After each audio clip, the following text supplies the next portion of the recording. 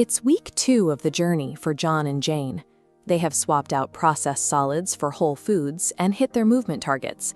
Yet they are staring down a frustrating reality.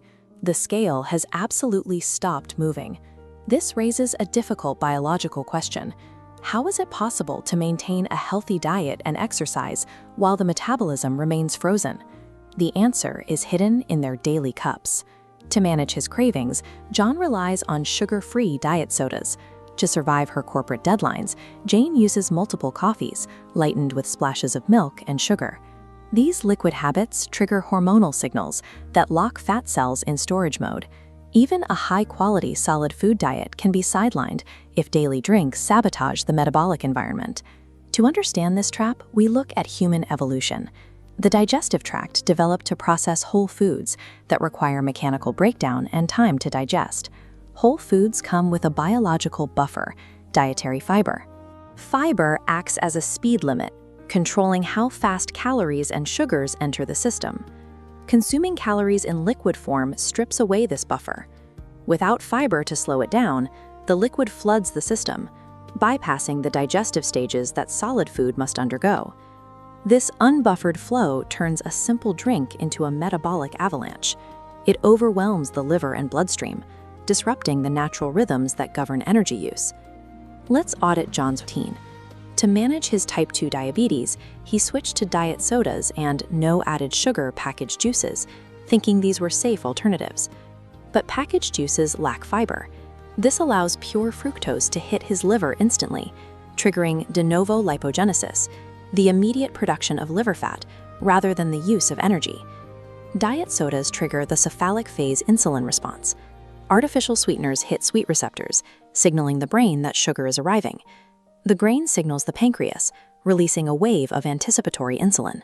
Without actual sugar, this unneeded insulin directly drives John's blood sugar below baseline. This crash leaves him with intense hunger pangs and keeps his fat cells chemically locked in storage mode, preventing his body from using its own fuel. Jane faces a different metabolic hurdle. She relies on 4 to 5 cups of coffee and tea, lightened with dairy and sugar, to push through corporate fatigue. The first strike is the dairy. Liquid milk contains lactose, a fast-acting sugar. Combined with the added table sugar, each cup triggers a sharp insulin spike. The second strike is the caffeine. This constant intake overstimulates her adrenal glands, which sit atop her kidneys. This overstimulation causes a sustained release of cortisol, the body's primary stress hormone.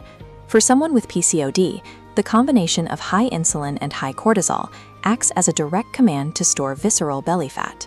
Furthermore, the caffeine blocks her adenosine receptors, the ones responsible for tracking sleep debt. This leads to a massive energy crash later, forcing her to reach for another sweetened drink for comfort. Instead of managing her stress, Jane is providing her body with a hormonal cocktail that facilitates weight gain and persistent fatigue. Professor Stickman issues a specific intervention to restart their progress: the liquid purge. The rules are strict: no packaged juices, no diet sodas, and no sweetened dairy beverages. Jane is limited to 2 cups of black coffee or green tea per day.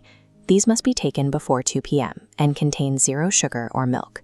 Instead, they replace these drinks with clean water, unsweetened herbal infusions, or water infused with real lemon slices. To reset a frozen metabolism, they must enforce liquid discipline, allowing their internal biological buffers to recover. After 96 hours, the physiological shifts in both John and Jane are measurable. By removing artificial sweeteners, John's baseline insulin stabilizes.